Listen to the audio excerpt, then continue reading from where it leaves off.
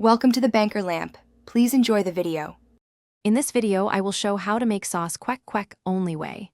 Start by measuring 1/2 cup vinegar, 3 tablespoons ketchup, and 1 tablespoon soy sauce, then mince garlic and chilies. Whisk the liquids with a pinch of salt and a dash of sugar until smooth.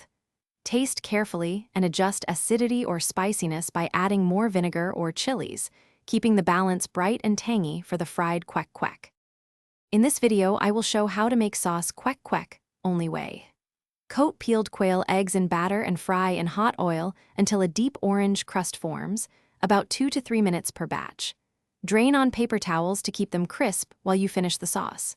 Serve immediately so the contrast of crunchy batter and tangy sauce stays perfect, and keep extra sauce warm for dipping during plating.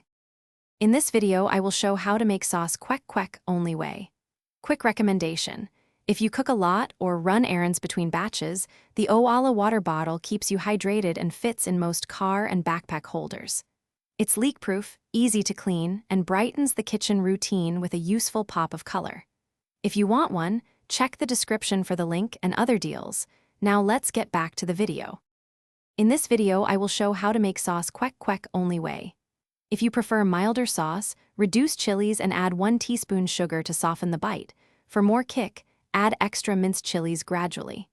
Try banana ketchup for a sweeter, traditional twist or a splash of calamansi juice for brighter citrus tang. Remember to whisk well and taste as you go so the sauce complements, not overpowers, the fried Kwek Kwek. Thanks for watching. If this was helpful, leave a like and consider subscribing. See you next time.